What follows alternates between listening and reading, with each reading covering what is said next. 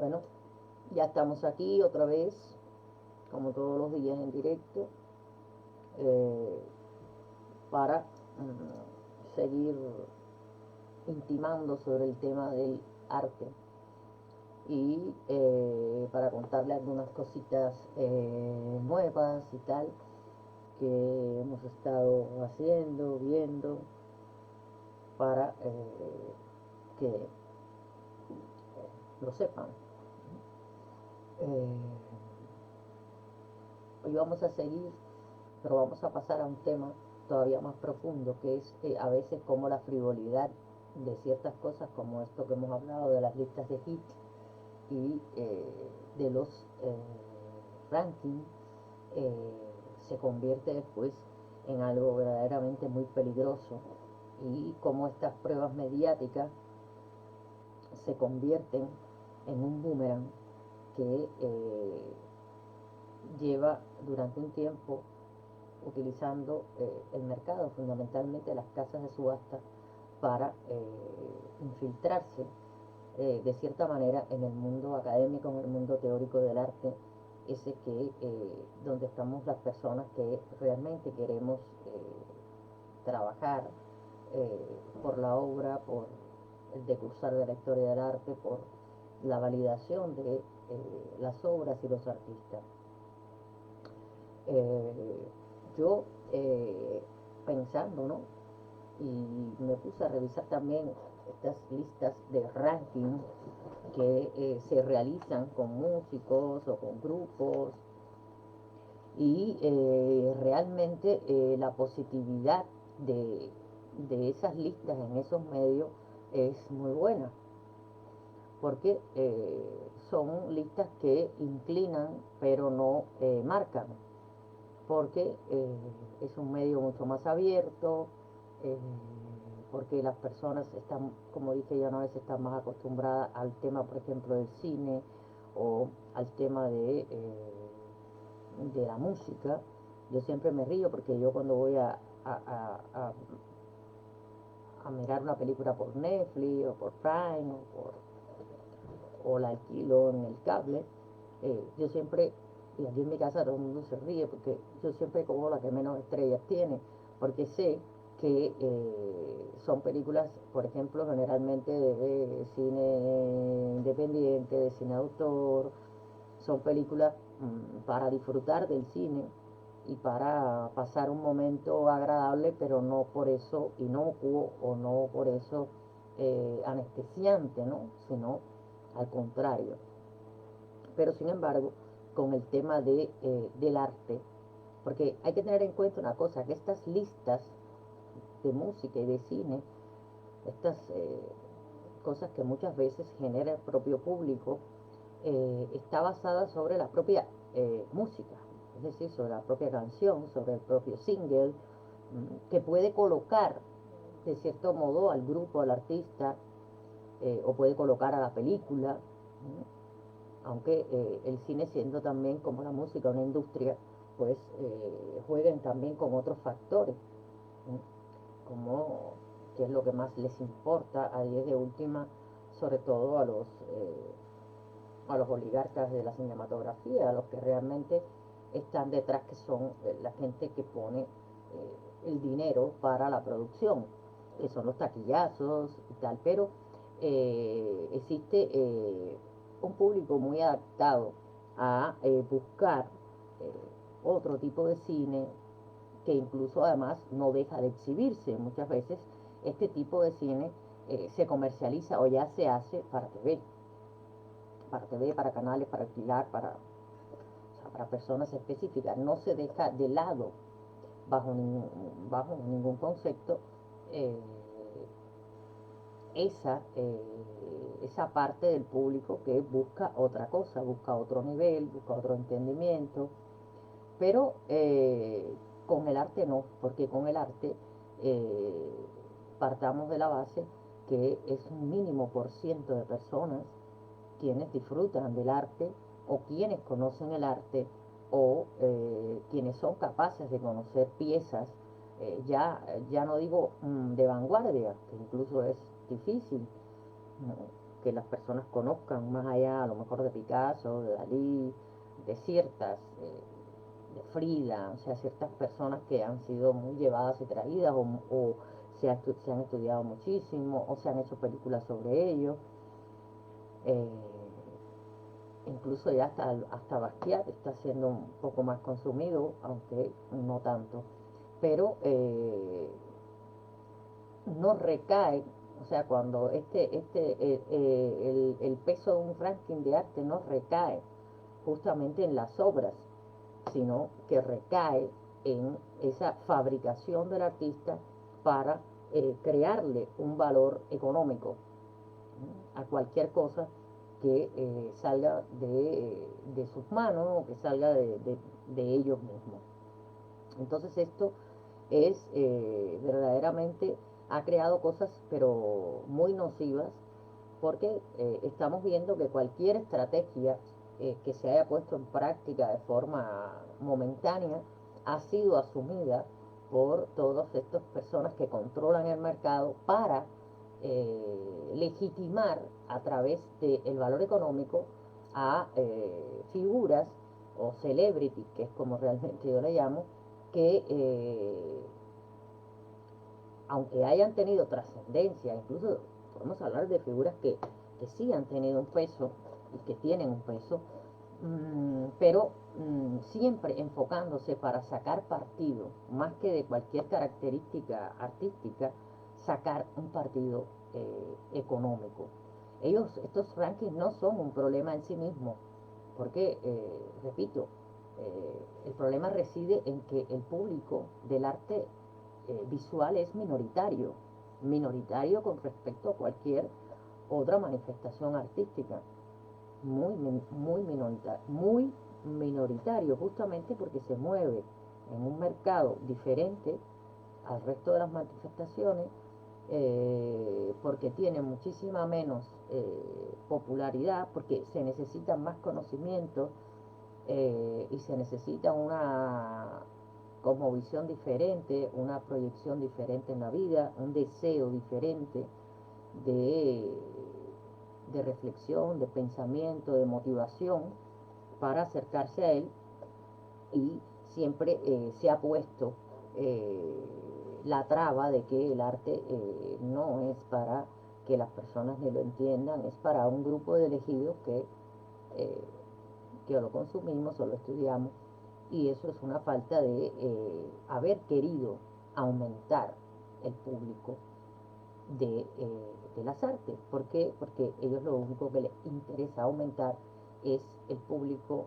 con un alto poder adquisitivo, porque ellos lo que han elevado son las cuotas de mercado para vender a los artistas. Por lo tanto, el público que le interesa es un público de un porciento muy minoritario, eh, incluso ya lo he dicho varias veces, pues hasta a los propios teóricos, a los propios historiadores nos sacan fuera porque no les interesa que estemos. O sea, el ranking no es un problema, o que una revista saque un ranking de artista y lo convierta en una modalidad de su revista no es conflictivo.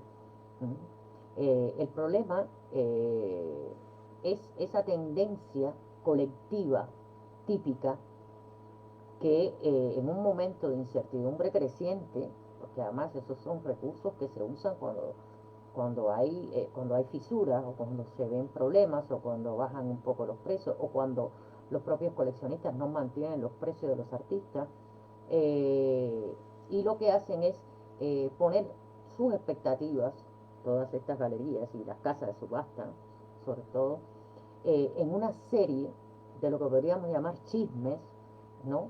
Que parecen que provienen con toda seguridad a través de jerarquías que no son ambiguas, o sea, están bien delimitadas y son eh, muy bien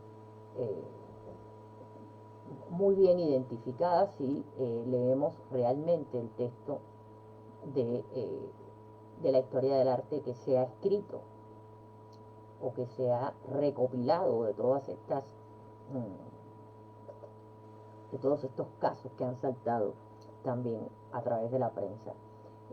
Incluso en algunos casos las listas de los mejores artistas para darle un poco de juego incluyen algo que es de una poca ética impresionante. ¿Por qué? Porque contienen juicios mordaces con respecto a otros artistas, y lo que crean es que como se incluye, ¿no?, el chisme sobre la figura del artista, pues entretiene mucho a la gente que sigue sin conocer al artista ni la obra, pero le entretiene. ¿Por qué? Porque esa persona es tan celebridad como una estrella de telenovela. Entonces, se crea en la fantasía de las personas, de las personas en general, sería casi del 90% de las personas que no controlan el lenguaje artístico, es una forma de entretenimiento conocer que existe un artista que se llama Jeff Koons y que se casó con una actriz porno italiana que además también se presentó para ocupar un cargo político, que esta actriz porno tenía vídeos pues haciendo una felación a un caballo. O sea, eso es lo que se mueve muchas veces alrededor de, por ejemplo, de Jeff Koons. Cuando buscas información escrita sobre él en periódicos, se mueven a través de estas argumentaciones. Y claro, la gente se entretiene, busca, y quizás nunca vean una obra real de él, ni siquiera a veces le busquen la cara, pero están alimentados y entretenidos, adocenados con esas alusiones a la figura de un artista que, vuelvo y repito, en la mente del,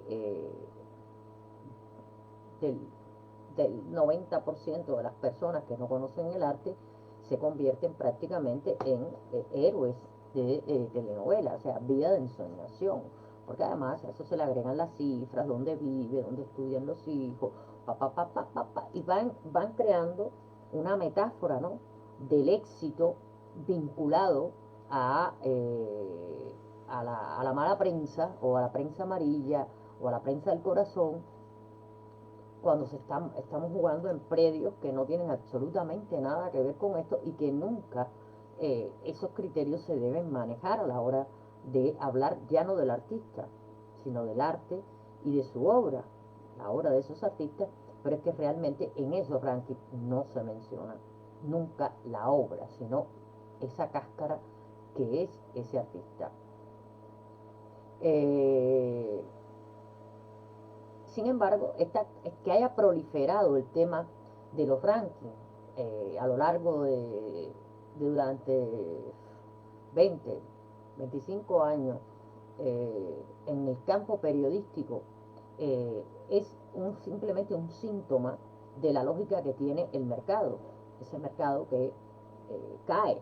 Hoy aquí he impreso lo que me llegó digital, y esto que ven aquí es el reporte de 20 años de arte contemporáneo, o sea, de mercado de arte contemporáneo. O sea, esto va del 2000 al 2020.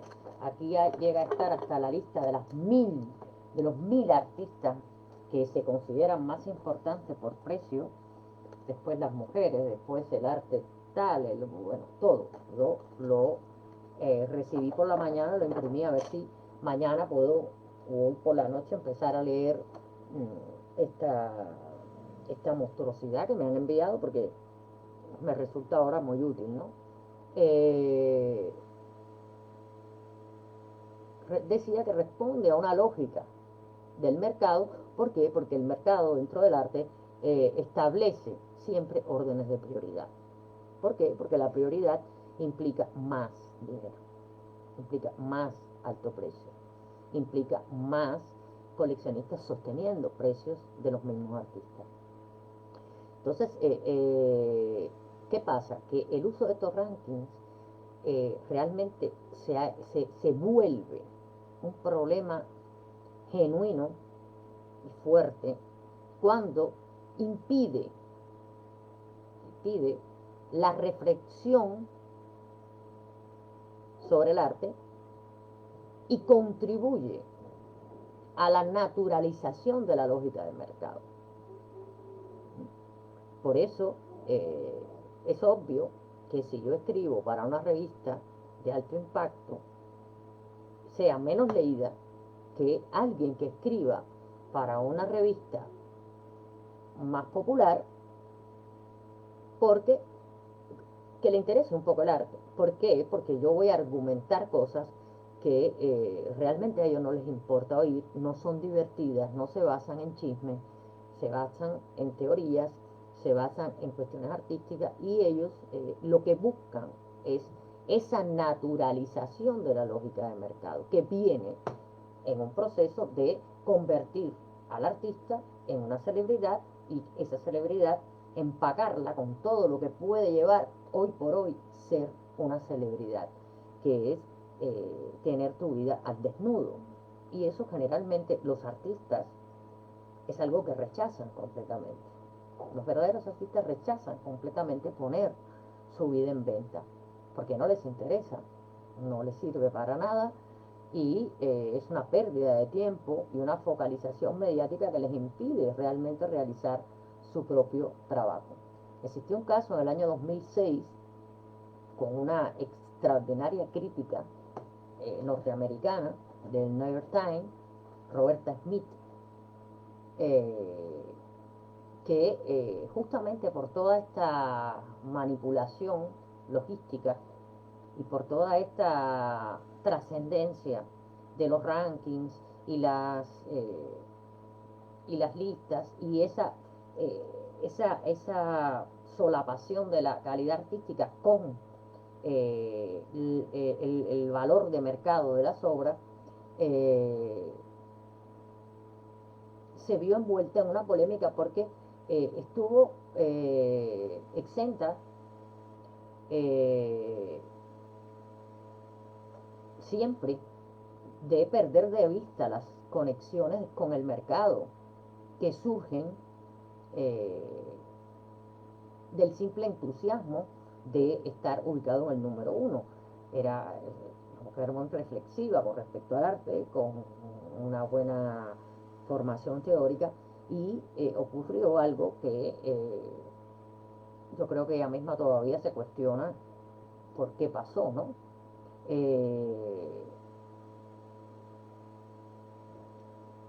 Ella en el 2006 le piden que reseñe en el New York Times su muestra favorita, y ella nombra una exposición individual que se había realizado o que se estaba en ese mismo momento exponiendo de Donald Yu.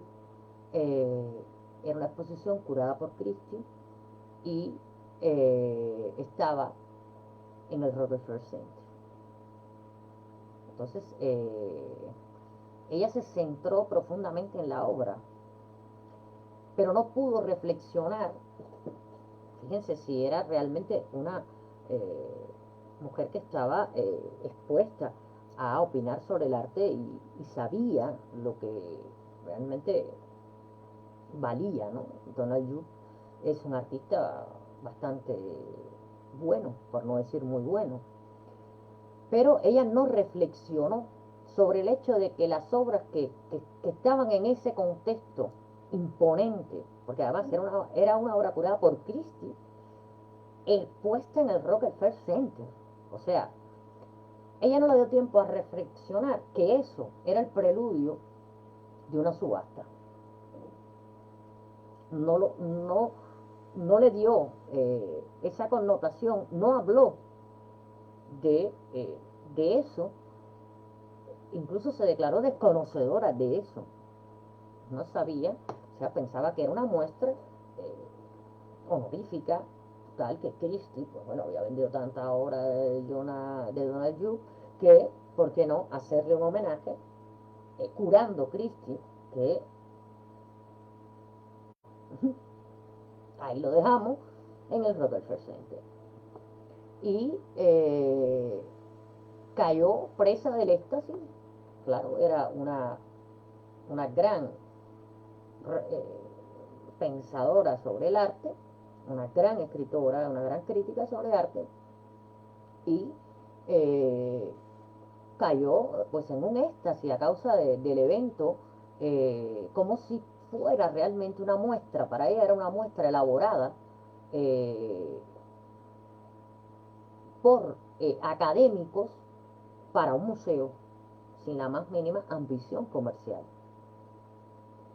Y por supuesto escribió un señor artículo crítico y eh, esta vez los intentos miméticos de la casa de subasta de producir un evento, que es como hacen muchas veces con las obras benéficas.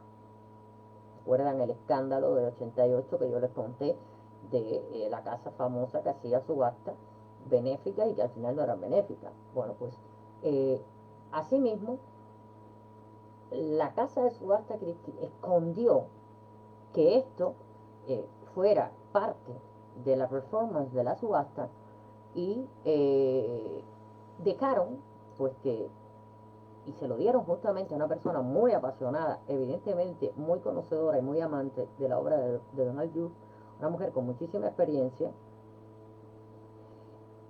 y ella pues no se dio cuenta de que realmente se estaba produciendo un artículo de impacto comercial.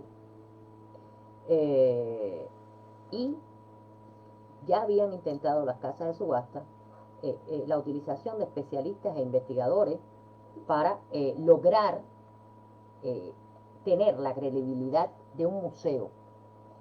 Pero esta vez no era un crítico que ellos al mismo tiempo tenían que alzar, ¿no? Con su currículum. Se trataba de la persona que llevaba arte, crítica de arte, en el New York Times, que cayó como vamos, como, como una tontería. Y ese juego que ellos habían hecho, pues esta vez se hizo con una legitimación impresionante y dio frutos impresionantes. No porque Donald Judd no mereciera la crítica, sino porque se jugó con una persona altamente cualificada sin decirle verdaderamente qué era lo que ocurría con eso.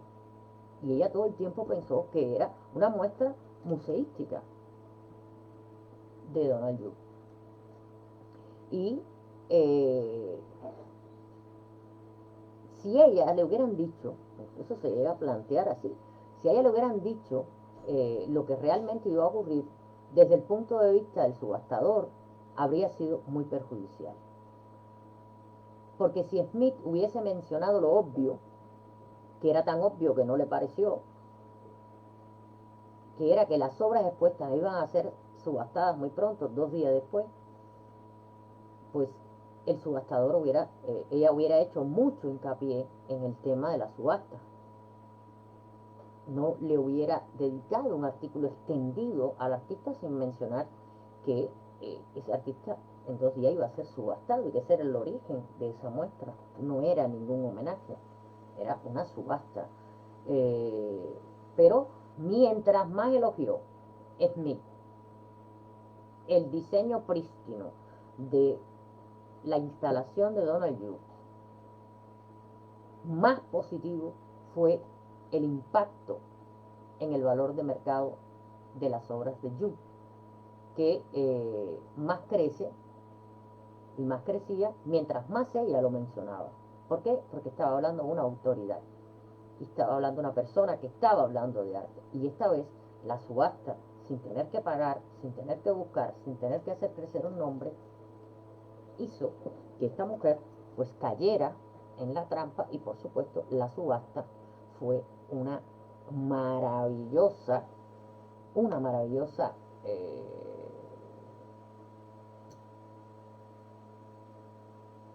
una maravillosa subasta. O sea, fue grandiosa, se alcanzaron premios grandiosos porque Robert Smith había hablado de las obras de la subasta, cuando Roberta Smith en todo el artículo no menciona que estas obras van a ser subastadas, pero no es que ella jugó a eso, es que no lo sabía, porque además lo hicieron de forma muy bien planificada. Christie cura, se hace en el Rockefeller Center y después se lleva a la casa de subasta de Christie las obras de Youth.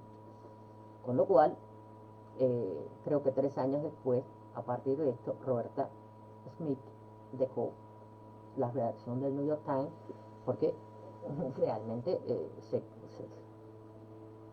se sintió usada. Y no es que se sintió usada, es que la usaron como una trampa mortal.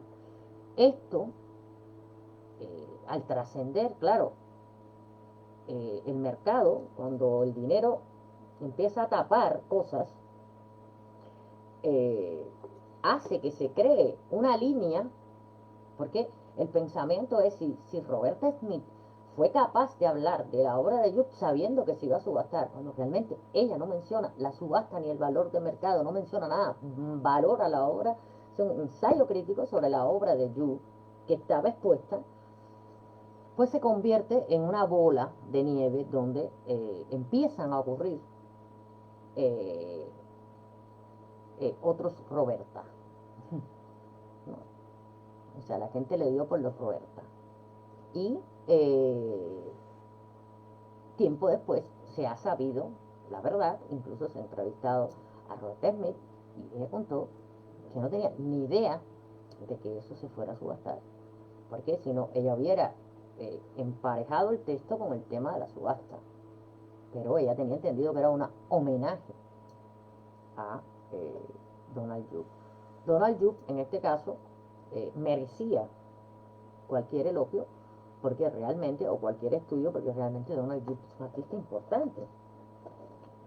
Pero esto se aprovecha para después usar gente o personas vinculadas a grandes medios para, sobre todo lo hacen las casas de subasta, sobre todo, no, fundamentalmente las casas de subasta con el apoyo de poderosos galeristas para empezar a crear textos legítimos y simplemente aumentar el valor de los artistas o de aquellos creadores que ellos estaban representando. Y por eso se creó una tradición durante un tiempo donde las casas de subasta organizan cada cierto tiempo recepciones en honor a artistas. O sea, recepciones en honor a artistas que o van a subastar y quieren verdaderamente realzar el precio y que los medios hablen. O sea, ellos organizan la recepción sin anunciar la subasta. Y, por ejemplo, una de las últimas fue a Cindy Sherman, que está considerada en este informe, en estos 20 años, la número 1 dentro del arte femenino. Claro, la artista más vendida y más cara del momento, de estos 20 años. Se mantiene en una posición bastante elevada, y ya os anuncio que se mantiene en una posición elevadísima, que es la primera, es Basquiat, seguido por Kuno. Y desgraciadamente, en sexta posición se mantiene Murakami, con todas estas tipos de treta, ¿no? Y lo hacen fundamentalmente cuando ellos ofrecen estas recepciones, es porque tienen obras en oferta, o sea, porque tienen un lote, varios lotes de el artista en cuestión. O sea, no lo hacen al azar, no lo hacen, sino porque en nada se va a organizar la subasta de de la actriz recepcionada y homenajeada, perdón, de la artista o del artista. Pero bueno, ahora también se sabe que cuando ocurre eso es porque ese artista va a salir a subasta. Es decir, hay piezas de ese artista antes que la subasta manden la revista y los catálogos con el anuncio de la subasta.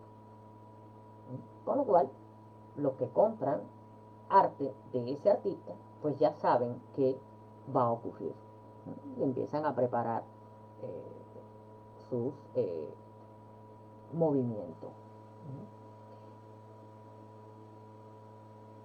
Ellos hacen ver que la ventaja de estos lujosísimos eventos, porque además entrar a un homenaje a uno de estos artistas puede costar entre 25.000 y 35.000 euros el cubierto, porque además se hace una cena, se hace en un lugar importante, puede ser un castillo de Europa, puede ser el MoMA, pues, puede ser cualquier sitio.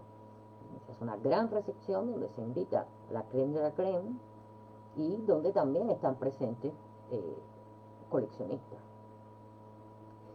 Y están presentes, por ejemplo, los benéficos del museo en cuestión donde se realice la recepción. ¿Por qué? Porque a ellos también prestigia y porque parte de ese dinero ha de quedar en el museo. O sea, es toda una serie de negocios. Y ocultan, o sea, hacen tan estruendoso el tema de la recepción que la subasta pasa a un segundo plano, a nivel popular, a nivel de que lo conozca la gente, no a nivel de la gente que ya está metida y que ya sabe que cuando ocurre un evento de este tipo es porque el artista pronto saldrá a subasta. Pronto. Y parece que de repente lo único que importa, lo único importante para estas tasas es el artista. Y no escatiman ni un esfuerzo para honrarlo. Entonces, esto hace que sigamos en otra postura donde yo veo más. O sea, el artista para ser honrado. Es decir, en el caso de Cindy Sherman, Donald Yu et al, son artistas que verdaderamente tienen una obra empoderada, tienen una obra legitimada, son grandes artistas. Pero esto lo que propicia es la tendencia de que entre col y col lechuga. ¿Por qué? Porque si Cindy Sherman se le hizo un homenaje, pues, ¿por qué no hacérselo a un inglés con nombres raros que ellos cogen y dice, este va a ser la subasta próxima? O sea, que ellos intercalan y van metiendo esos artistas que ya tienen preparados como celebrity en el medio de artistas verdaderamente legitimados y conocidos y que realmente cuando participan en la subasta son comprados. Incluso no necesitarían de ningún homenaje, porque tienen coleccionistas para su obra, pero el ardid y ese juego maquiavélico lo realizan justamente para que esos escenarios donde está Cindy Sherman o Jude legitime por haber estado Cindy Sherman a la primera fabricación de Celebrity que tienen para ese año, cuando 3 o 4 días después construyen su historia, primero a base de todos estos chismes, y lo meten en un homenaje cuando a los 2 días se va a subastar. Claro, si le han hecho, dense en cuenta que la población y muchos coleccionistas no tienen asesores de sus colecciones, compran arte. Entonces, claro, ¿dónde está la confianza del que compra? Pues está en quien le vende. Si tú me vendes y tú eres algo prestigioso que existe desde hace mucho tiempo y además tú me estás haciendo un evento que vale $35.000 un cubierto, me estás invitando, pagando, claro, a que yo participe. Se hace en los salones del Palacio Pitti en Florencia.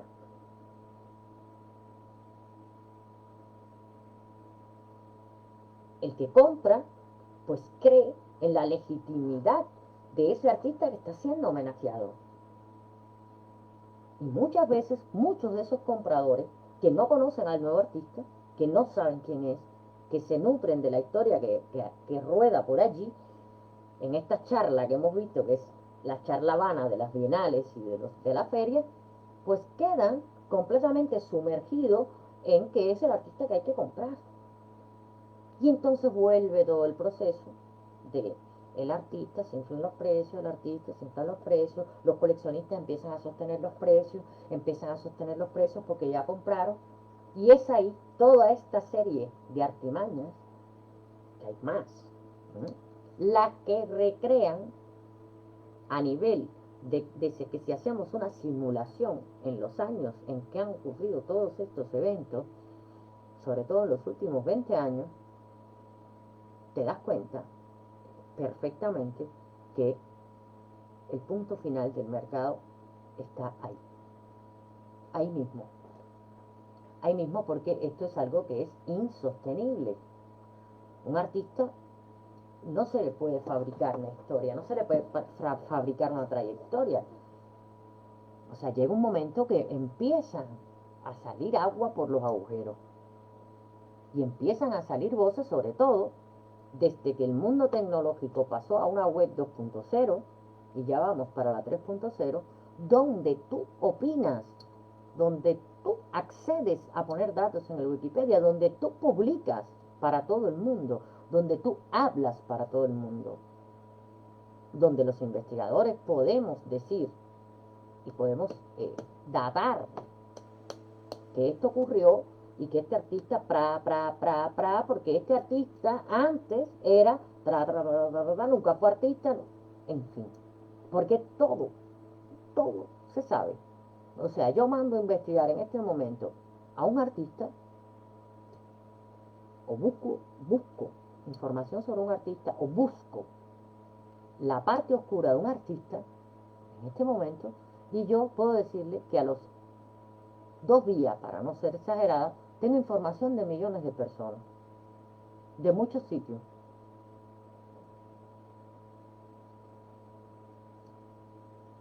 Pueden ser todas muy buenas, pueden ser encontradas, pues, pero con pruebas.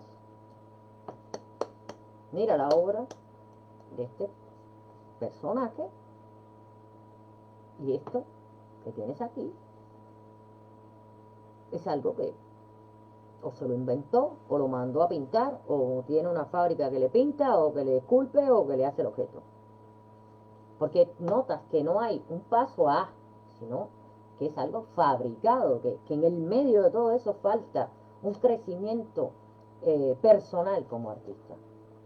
Entonces, ellos juegan, o sea, como todo mercado juega a la apuesta rápida.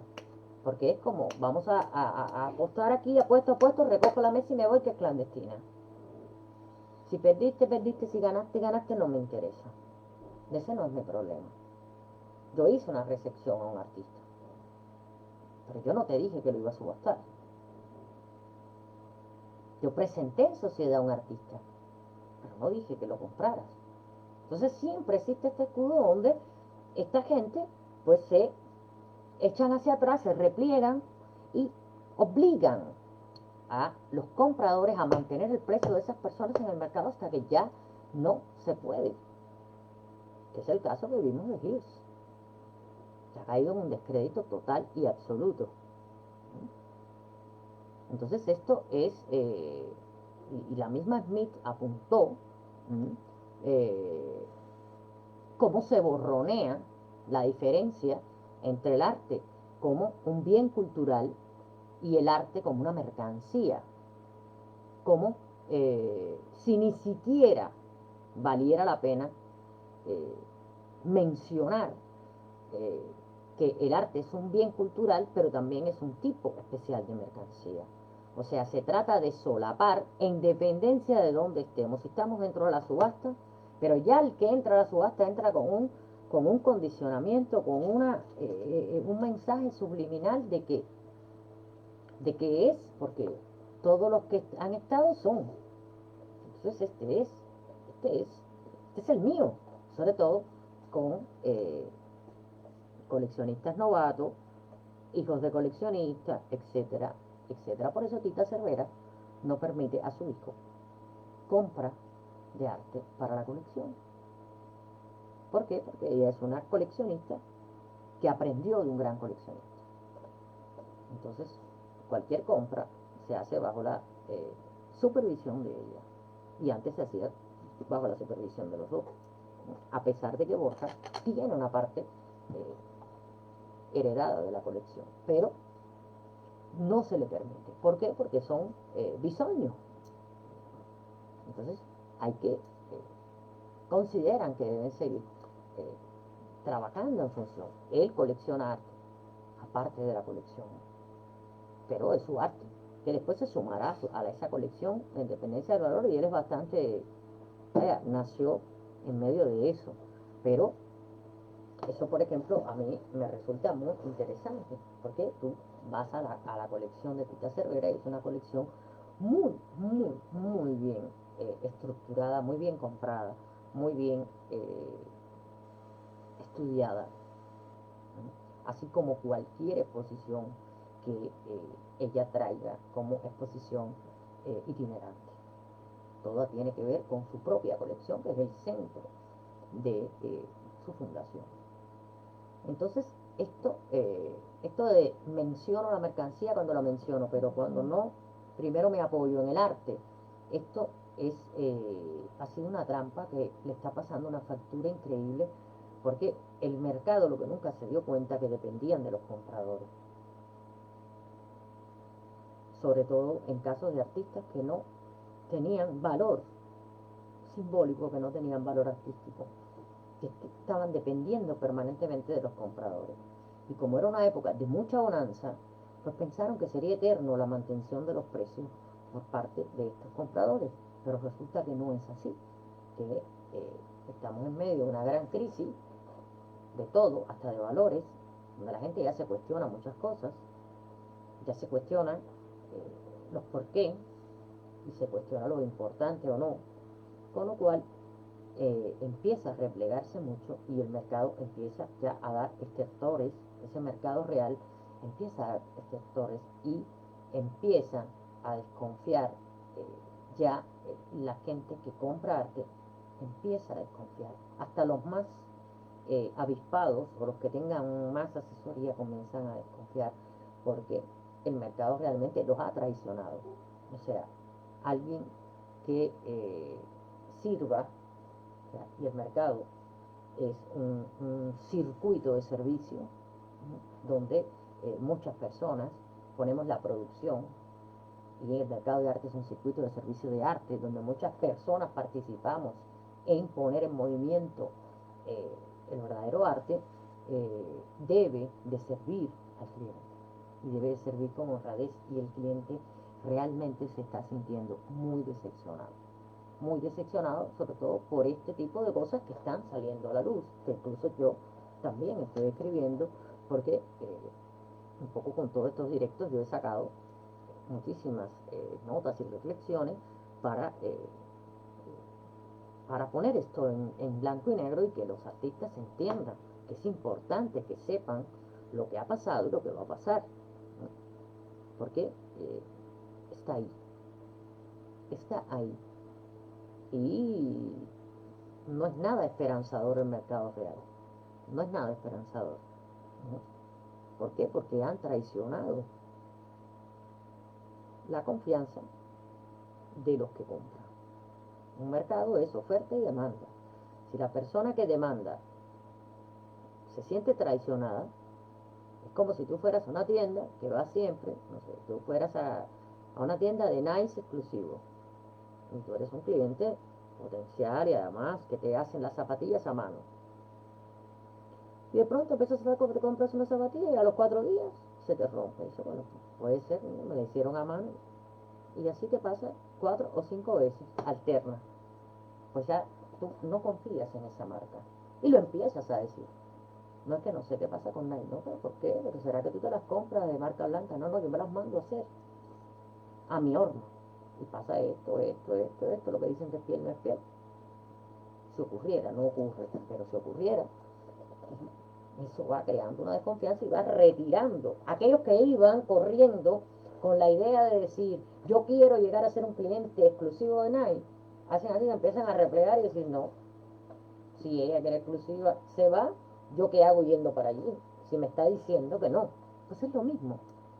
Así como ese mercado arrastraba gente que empezaba a coleccionar, los arrastraba directo allí, pues lo que ha pasado es que están viendo que la gente viene hacia acá en una incertidumbre total, en una mentira total, se sienten defraudadísimos, salen muy disgustados de las subastas, salen muy disgustados de muchas cosas, salen mal paradas sus obras en muchos lugares, y entonces esta cantidad grande, porque el mundo crece, crece, crece, crece, crece, por cada persona que hay en el mundo nacen 300. Pues todas esas personas que vienen para acá, pues hace cuando ven que los que han estado se van, pues se van y están ahí, aguardando qué va a pasar.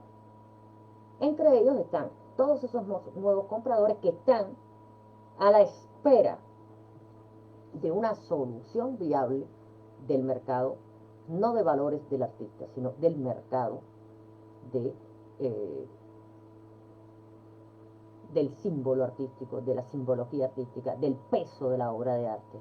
Porque ellos no compran al artista para colgarlo en su casa, compran su obra. O sea, si el artista se emborracha, toma absenta, se inyecta droga, da igual, eso no le importa a ellos. Porque eso además no debiera ni formar parte, podría formar parte de la historia del arte, de la leyenda de un artista muerto. Pero es que en el momento en que un artista está, hay que mirar la obra, ¿qué más da lo que haga el artista? Salvo determinados casos donde yo misma me he pronunciado en las redes, pero tampoco puedo negar que hay una obra, claro, pero hay un delito eh, flagrante y para mí despreciable, ¿no? Que es la pedofilia. Y ante eso no voy a transar, sobre todo porque se ha escondido y saben perfectamente los que están en Cuba el caso que hablo. Y sigue siendo el rey. Y yo tuve muchas polémicas en internet por eso, porque yo publiqué el juicio, todo. Pero bueno, por ejemplo, salvo un caso así, y ante esa cuestión, tampoco me pronuncié en contra de su obra, ¿eh? No puedo. Pero sí sentencié que el que compra una obra tiene que saber de quién la está comprando. Que puede tener mucho valor artístico la obra, sí, pero lo que hay detrás del pincel es esto.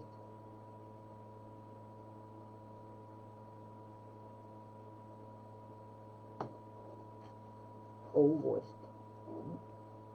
Entonces, todo ese movimiento, eh,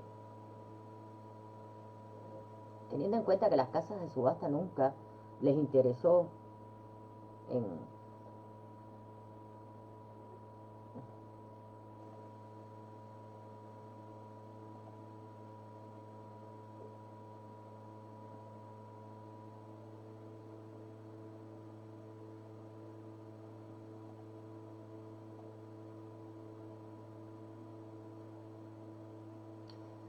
eso puede ser, esa entrada de África no es ni usual ni común, como si negro solo existiera en África, porque negro existen en muchas partes. Pero yo, por ejemplo, hoy hablaba con Ana y con los chicos justamente de esa serie que hizo María Clever en el momento más crucial de este tema del black, ese movimiento, donde ella retrata a una serie de artistas blancos y negros y lo que hace es eh, ponerlos a todos de un mismo color, dando esa neutralidad donde el artista es el artista, el ser humano es el ser humano y el color de que sea da lo mismo. Pero esos que están retratados ahí son grandes artistas. Entonces, es como si hubiera cogido si hubiera hecho una acción plástica, yo creo que hubiera cogido todos los retratos y lo hubiera pintado todo un mismo color. Eso es mucho más representativo contra el racismo que traer a 5 africanos a exponer. Porque no tiene sentido ninguno. Porque hay muy buenos pintores blancos que pintan sobre el tema negro. Y hay muy buenos pintores negros que pintan sobre temas que en la mentalidad obtusa son temas de blancos. O sea, no hay ni temas ni de blancos ni de negros. Quiero decir que un artista africano, ¿qué puede aportar? Una cosmovisión, un mundo, una... Es fascinante si el artista además está basado en la tradición. Mendive no es africano, pero Mendive, su obra tiene un sustento tan bueno, tan largo de estudiar, tan profundo, a pesar de que no lo parezca, tan en consonancia el lenguaje con el concepto, que es un artista poderosamente increíble, pero si Mendive fuera igual, el mismo Mendive, en las mismas circunstancias, con las mismas creencias, en blanco, haría lo mismo, porque no parte del color de su piel, parte de sus raíces, de su hacer, de su creer, de su vivir, de su cosmovisión. Y por eso yo, por ejemplo, critiqué tanto a Barceló cuando se va, porque estaba, y él lo dijo así, que él estaba vacío, que el arte occidental para él había muerto y que él tenía que ir a refrescar. Y se fue al Sáhara 2 años y después volvió con una gran exposición de figuras eh, manipuladas por él, pero subsaharianas, o sea, eran subsaharianas, eran del arte antiguo de África. Y yo lo dije una vez en un curso que estaba haciendo de la Fundación Coca-Cola, pero me parece el colmo de un colonialismo. Ya no basta con que el mercado, ante cada vez que tiene un canto de cisne, absorba una cuota de periferia. Ya es el colmo ir, y en vez de traer la originalidad, o sea, hacer un trabajo con una comunidad autóctona y exponerla, o sea, que te vayas y te sumes a un lenguaje que tú ni comprendes, ni entiendes, ni sabes por dónde vas. Y para mí esa fue la gran caída de Barceló. Yo, a partir de ahí, la verdad que me dio vergüenza ajena. O sea, vergüenza ajena, porque yo vete a una playa a meditar, pero no, no me traigas, porque además cuando yo lo vi, sí, una gran apasionada del arte africano. O sea, pero si esto es pinturas de Tarsili, esto es subsahariano, esto no es de la comunidad del Sáhara actual, esto es la tradición de Sáhara, esas figuras, pero además que quedan vacías en él, quedan sin connotación porque no tiene ninguna explicación ni ninguna aportación, más bien es un acto de colonialismo puro y duro, sobre todo cuando en ese momento no se estaba permitiendo la entrada de subsaharianos ni de saharianos ninguno a España, donde toda España estaba luchando porque el gobierno español diera la libertad al Sahara. Y él va y trae una exposición de él realizada allí, sin ningún beneficio para los subsaharianos, simplemente algo que él necesitaba revitalizar su lenguaje. Pues si no tienes lenguaje, no sé.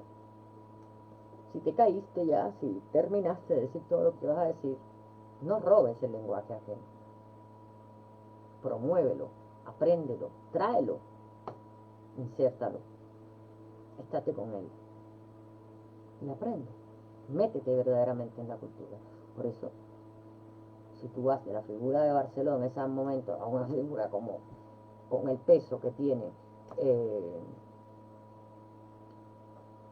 Mendive, no, no hay punto de comparación.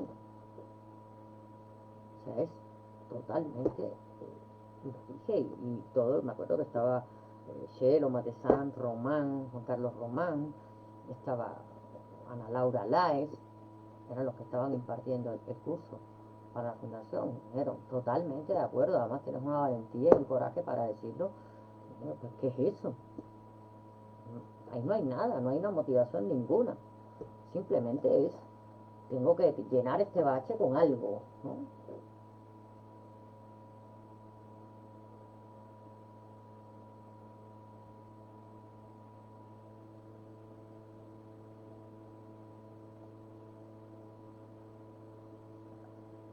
Pero es que además, hermano, tú sabes perfectamente, porque tú no solo eres negro, sino que eres eh, hombre en el sentido humanístico de la palabra, que no depende de eso. ¿Cuánta serie de pinturas rusas no tienes tú basándote en tu propia cosmovisión, en una parte de tu vida? Y son seres evidentemente eslavos lo que hay ahí. Ahí hay una Rusia que tú miras y dices, no, eso es Rusia. No, no. ¿Qué tiene que ver el color con la tradición? Nada, nada, absolutamente nada. El color de la piel no tiene que decir absolutamente nada. Porque partiendo del hecho de que la religión más extendida en África es la musulmana, que además no representa. Es como el famoso, lo que me dijo Antonia Iris, no, claro, usted pinta así de forma ácida porque, claro, como usted tuvo la poliomielitis y bueno, pues tiene ese defecto en la pierna, y ella se viró al periodista, que era un periodista extranjero, y le dijo, sí, claro, como todos los cojos pintan, diciendo, vamos a ver, ¿cómo tú me puedes achacar a mi pintura a que yo soy coja? Entonces Toulouse-Lautrec jamás hubiera pintado con tanto erotismo, no hubiera disfrutado como disfrutaba cuando iba al Moulin Rouge, porque como era un lisiado, hubiera tenido que tener una pintura amarga. Pues no, pues no. No van por ahí las cosas, no pasan por la piel. Señores, el arte pasa. El arte es un don que entra en cualquier persona. Solo necesita disciplina para poderse desarrollar, pero es un don. Es más, yo creo que todas las personas nacen con todos los dones. Depende de lo que abandonen o lo que la sociedad le haga abandonar. Desarrollan uno o dos habilidades, pero se nace con todos los dones. El cerebro nace para que tú lo permees a tu gusto. Es la propia sociedad y la propia familia como institución jerárquica de la sociedad quien te quita de ser, de desarrollar una habilidad. Y hay que ver simplemente a un niño pintar y explicarte lo que pintó. Que además te mira como diciendo, pero no lo estás viendo. Una libertad inmensa. Es un artista, no puede pasar por el color de la piel. Y es verdad que hay un movimiento de artistas africanos. Sí, pero es por todo esto de que hay que arrodillar, de que los blancos tenemos que arrodillarnos, de que besar el suelo. ¿Cuándo se vio eso? ¿Por qué? Si yo nunca le he exigido a nadie que bese el suelo por donde piso. A nadie. Porque creo que el hombre, cualquier pensador humanista sabe que el hombre, eh, todos los hombres tienen la misma medida a nivel metafórico. O sea, no hay nadie más ni nadie menos. Todos somos iguales con la misma carga de responsabilidad que significa ser igual. Porque cuando no nos gusta ser iguales es cuando hay que responsabilizarse con la no igualdad.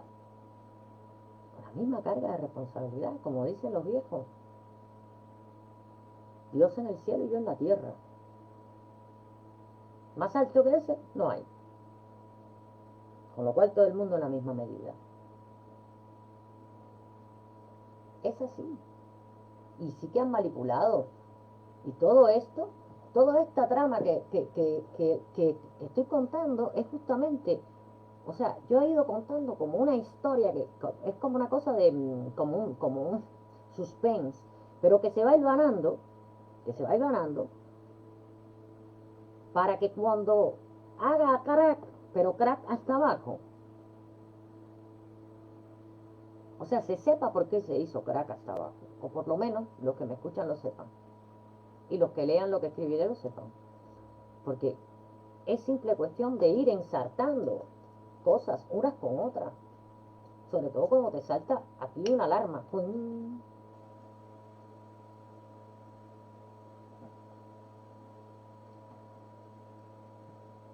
Hoy que me comentaban un amigo,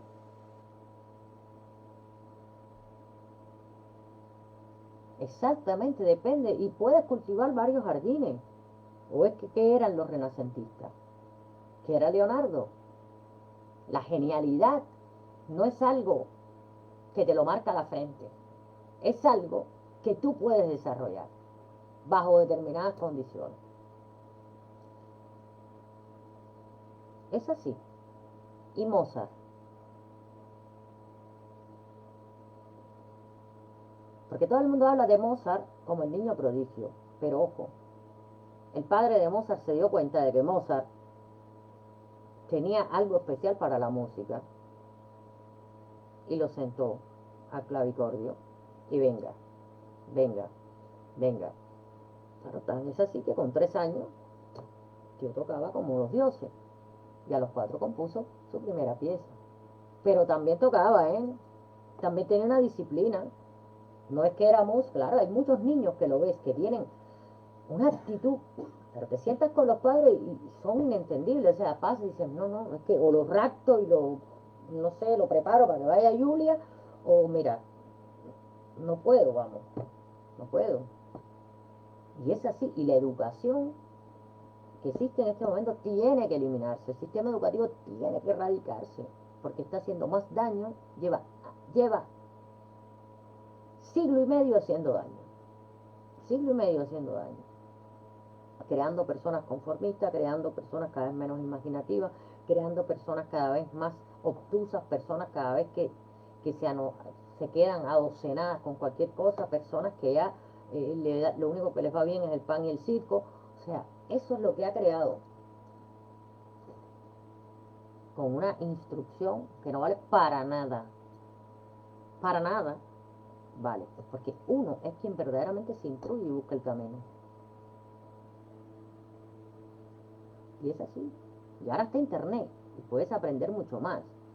Pero es que a mí acaso me lo daban todo en la universidad. Me daban. Después yo tenía que estudiar, buscarme la vida y crear mis nexos, mis conexiones, que ahora cada vez están más conectados porque ahora tengo más experiencia, tengo más años, puedo conectar una cosa con la otra, he ido conectando muchas cosas, pero la busqué yo. Eso me lo dijo a mí una profesora muy importante en mi vida, aquí te vamos a dar la luz, pero hacia la luz tienes que ir tú sola. Si tú verdaderamente quieres llegar a la luz, tienes que irte abriendo paso y tomando de cada cosa y aprendiendo y estudiando y buscando las conexiones. Conocimiento no, al conocimiento cuando se llega te das cuenta que es una pura y simple verdad sencilla. Pero para llegar ahí tienes que pasar muchas etapas y tienes que afanarte en estudiar y tienes que tener disciplina. Pero si un padre ve que su hijo dibuja casi murales y quiere que el niño salga abogado y le da por la mano cada vez que pinta, entonces, ¿qué creó? Un ser frustrado, que ni es buen abogado, ni fue pintor, un ser resentido, amargado y falta de todo. Sí que se ha demostrado, pero además yo lo sugerí el otro día, Joe Dispenza tiene un libro sobre la plasticidad cerebral, pero es un libro donde puedes aplicarlo, con ejercicio para que lo apliques y notes resultados. Pero no se trata de eso, ¿no? No siempre nos desviamos un poco, pero es que no podemos tocar el arte si no tocamos el factor humano.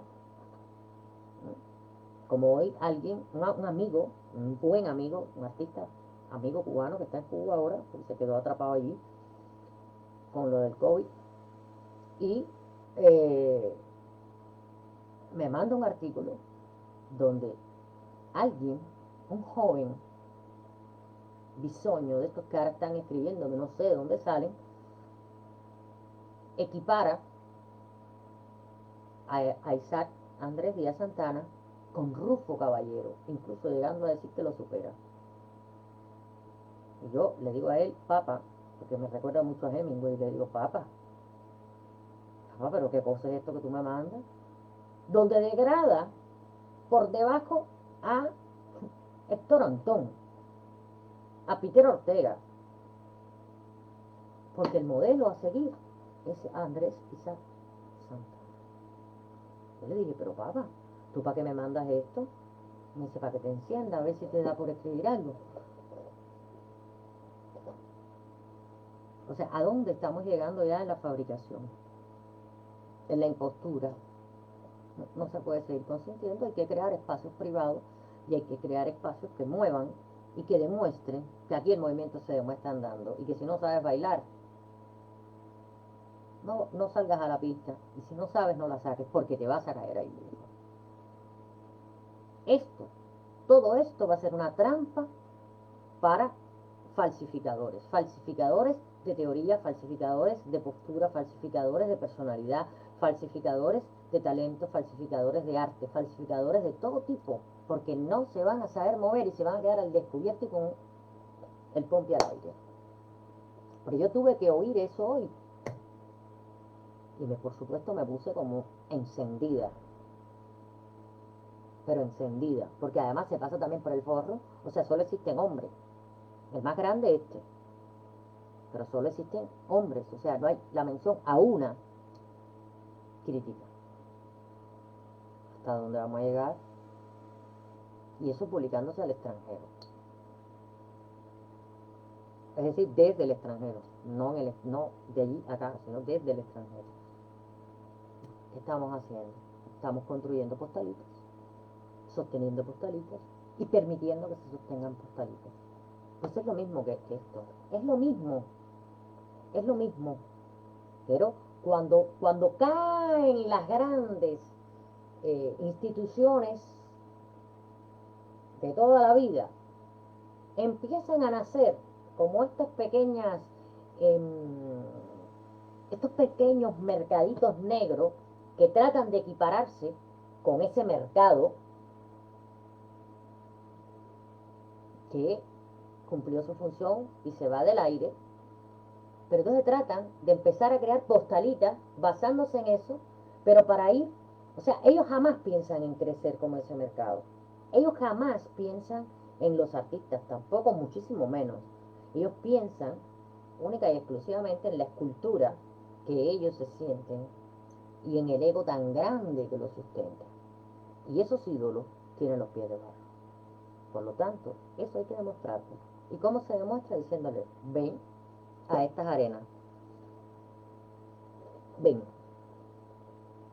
Que yo le dije, yo no voy a escribir ningún artículo en contra de eso. ¿Cómo? Voy a poner a esa altura. Papá, no me mandes estas cosas. Porque además él me estaba citando, me estaba hablando a mí porque él va a sacar una compilación y quiere que, esta es la tercera que va a sacar y quiere que participe en la compilación teórica. Y le dije, no, esta gente está fuera de tal, pero esto salió. Así me da un mal. Pero es así se construyen, esos grandes emporios se construyen con esto. Lo que pasa es que ellos ya no pueden construir nada, porque esto viene abajo, y además ese mercadito que está al costado, ese mercadito donde todo es más barato, eso le va a venir encima y se los va a llevar. Porque ahora sí no se pueden apoyar, no pueden apoyar la chabola en ninguna parte.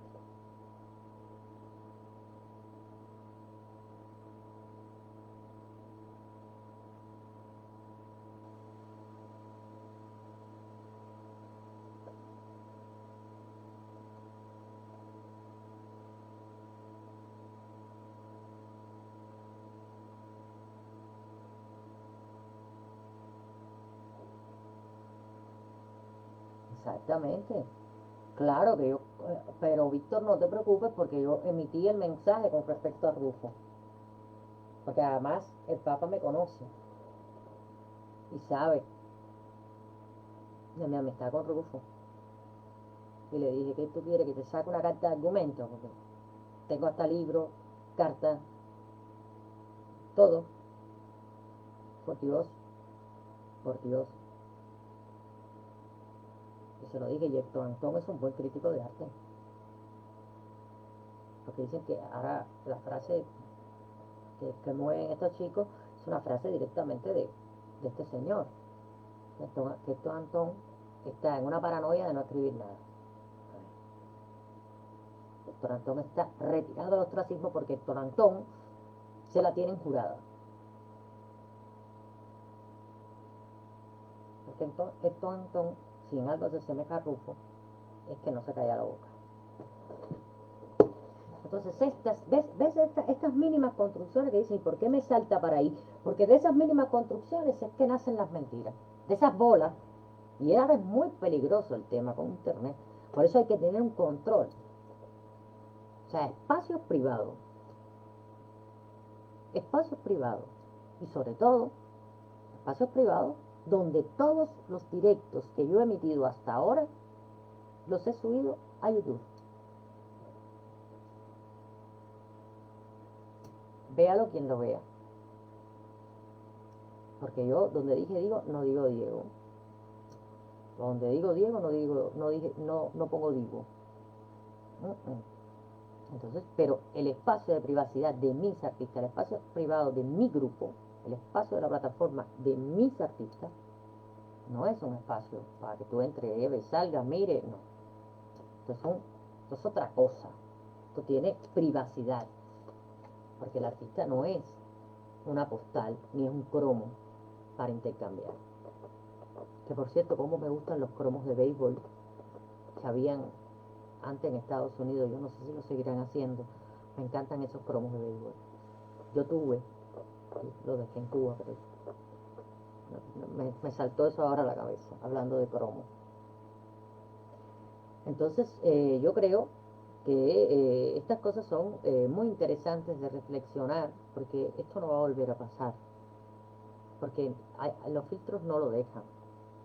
Los filtros de la nueva construcción, de ese mercado azul, de esa nueva línea por donde nos vamos a conducir, ya incluso exige para entrar una integridad. Y si no remas en la corriente de la colaboración, la integridad y el ganar, el ayuda para ayudarte, si no entras en esa corriente, te saca la misma corriente hacia afuera.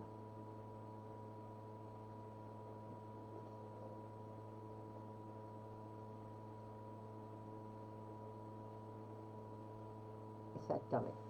Entonces yo creo que voy a dejarlo aquí porque quiero decirles simplemente que van a empezar a notar cambios, no en mi ausencia ni nada de eso, sino cambios porque se está haciendo un rebranding total de todo el universo de la empresa grande de Virarte Alphasnet. Se le está haciendo el rebranding y se está haciendo todo el rebranding de la polaca para todos los canales, para la plataforma. O sea, la polaca va a ser la polaca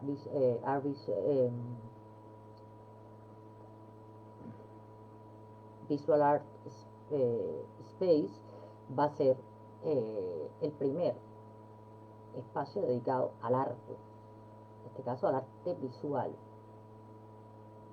Y de ahí, más adelante veremos que habrán otros proyectos polacos para el cine, que me interesa mucho, y las artes dramáticas.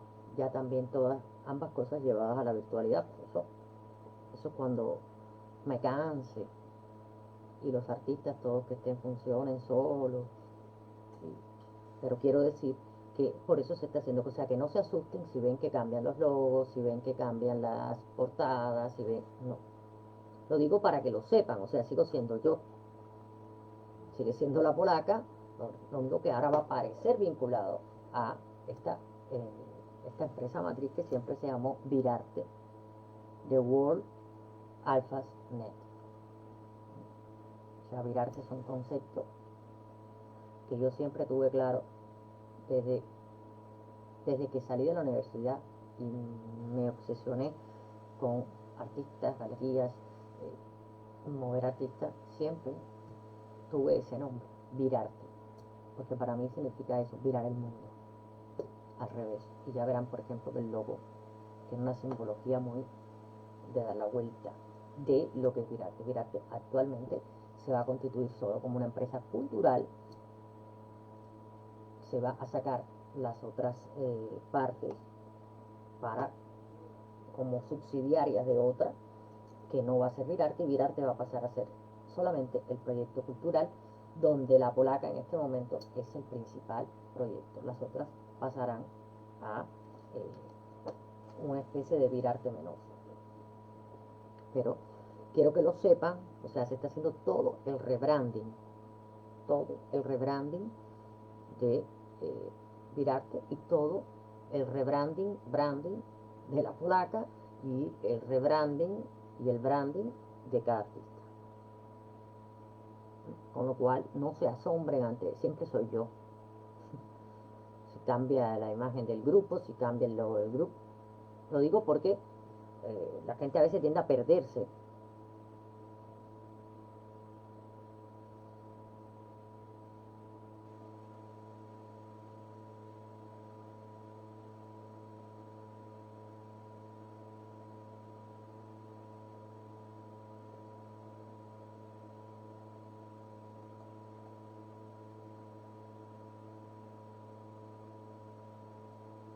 Exactamente. Yo también participo de esa idea, por eso, eh, lejos o sea, me ha llamado una reflexión que lejos de, con respecto a los artistas y a los artistas jóvenes de Cuba, lejos de mantener una postura de decir, mira, tu arte no me parece arte, voy a empezar como, porque ya me estuve comunicando con varias personas, con varias mujeres en Cuba, porque también se está haciendo un observatorio sobre arte, y con varias implicadas, con varias colegas, y creo que la postura es educar también a esos artistas, no dejarlos fuera, porque este momento es de total incertidumbre para todo el mundo, pero para ellos más. Y yo creo que la expresión de su trabajo hay que reconducirla para que sea eh, un arte tanto de, o sea, tanto de la diáspora como de la isla. O sea, y que deje de haber exilio y deje de haber en Cuba incilio. No, no se puede. O sea, ya hay que abrirse como una sola. El arte cubano va a estar dentro del arte. O sea, a mí no me hace falta decir que esto es arte cubano, ni me interesa decirlo. Esto es arte. Esto es una obra de arte. Ay, pero el artista es cubano. Mira tú qué casualidad nació en Cuba. Esto no es una plataforma para arte cubano, esto es una plataforma de arte. Claro que no está bien. Claro que no está bien. Yo me estoy informando muchísimo. Pero yo lo que no quiero caer es en el inmovilismo de decir esto es arte cubano. No, no, no. Esto es arte. No me interesa comercializar a nadie como arte cubano o no cubano. A mí como si eres de Singapur, me da lo mismo. Me interesa tu obra. Me interesa tú como artista. ¿Mm? Y eso hay que entenderlo y tenerlo claro. No por la obra, porque la obra puede ser muy representativa de determinada visión de una persona. Puede haber una persona que haya vivido en Cuba, no sea cubano y sea artista, y la visión que tenga que se haya llevado, pues sea, la siga canalizando. A ver, no pasa por ahí. Pasa porque no voy a hacer un espacio para el arte cubano, porque yo no quiero más espacios. Yo quiero un espacio. No quiero más líneas discontinuas, quiero una línea infinita que me supere en tiempo, y a ustedes también. No más espacio, no más cuadricular. Todo el mundo, todo artista, a eso, al arte. ¿Mm? Entonces, vamos a dejarlo aquí. Ya le digo, manténganse al tanto de cualquier cambio, porque no es que se mantengan al tanto, es que siempre me identifiquen como tal, porque va a cambiar mucho. Colores, todo. ¿Mm? Entonces, solo quiero advertirlos para no se vayan a pensar que hay otra, que se cayó, que es otra cosa. Entonces, pues nada, yo sigo recibiendo de los que ya me han mandado, sigo recibiendo muy bien, y catalogando, y bueno, pues ya trabajando diseño, para, aunque está el monstruo informático, o sea, todo el engranaje informático, pero ahora hay que revestir la escenografía.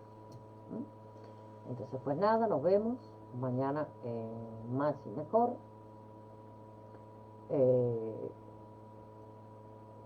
Los quiero. Como dije el otro día, soy polaca y me muero siendo polaca. Y siempre, siempre, siempre más y mejor. Cuídense, estén bien, creen, trabajen y olvídense de los peces de color. ¿Mm? Nos vemos mañana.